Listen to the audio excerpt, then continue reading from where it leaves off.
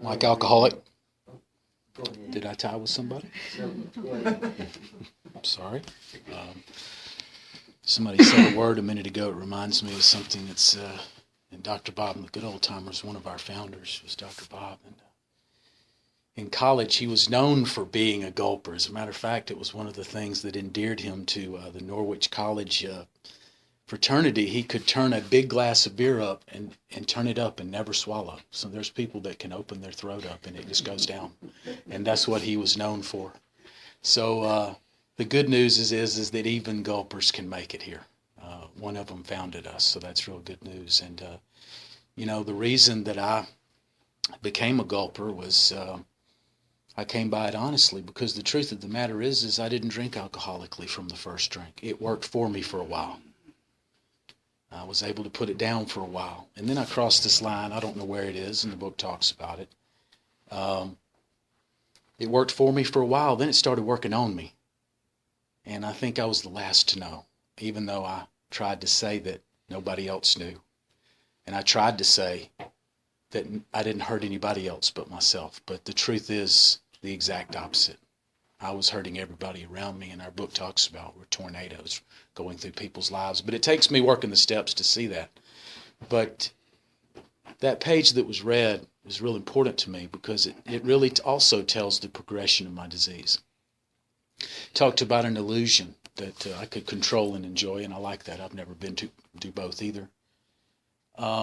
Was the great illusion. And an illusion is a false representation of reality. And like I said, I think I came by that honestly because it did work for me for a while. And no matter how bad it had gotten, I wanted to remember back to those times that it did work. And I told myself, I'm going to make tonight one of those times that it did work. So I was not totally in error. I was just in full fright from reality now that I look at it. But let's take a look at what it says next on that page. And that's what I'm talking about, the progression. It said I had an illusion, and I did.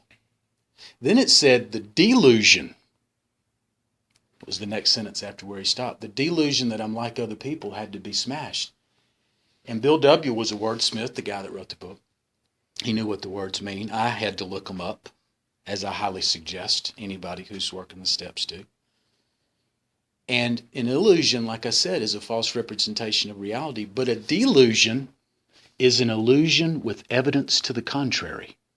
A big, big difference, right? So as I become to cultivate this evidence that this illusion is not accurate, and I keep doing it, then I'm deluded. And I found that through the progression of my disease, I was in fact deluded because I did in fact have evidence to the contrary that I could not control and enjoy.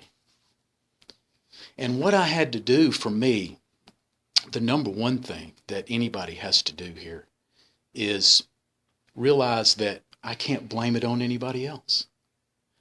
Although I came in here with plenty of excuses. It was bad luck. The cops were on the wrong road. They need to cut me some slack. They don't understand. But the truth of the matter is that the first step in the first sentence in the first step in the 12 and 12, which was the other book that he alluded to, it said, I had to admit that glass in hand, I warped my mind into such a state of destructive drinking that only an act of providence could remove it. The first sentence says the secret. I got to own it because nobody made me do it. And I did it through an illusion. And I continue to do it through a delusion.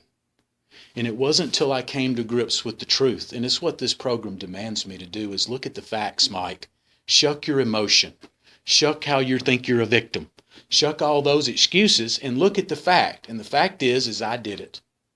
And I did it long past it became a problem. And that bitter pill is very hard to swallow here if I'm new. Not trying to scare anybody. Been here a little while now. Actually, a long while. So I know exactly how this thing works. And it took me a long time to realize how simple it is, although my magic magnifying mind wanted to complicate it or overcomplicate it. It's real simple. I need to own it. I need to accept it. I need to realize that by myself, I can't do nothing about it. And the idea of getting a higher power that, of course, the God of my childhood is still circling in First Baptist Church, striking down sinners. The idea of having a new conception of God gets real easy right about that time. That I realize no matter how bad I want to quit this time, I'm going to drink again. That is the essence of the first step. Because the truth of the matter is I sang the Alcoholics National Anthem, I'll never do it again. I don't know if there's any singers in the house. And I was unsuccessful in quitting for good. And when I started drinking, I couldn't control the amount I took. And I'm an alcoholic. That comes off page 44 in that book. That's why it's so simple. There's only 2 questions that matter. People will throw 44 questions out at you. There isn't a pamphlet named 44 questions. But please, if you're new, don't complicate this thing. Get you somebody that'll get you in the book.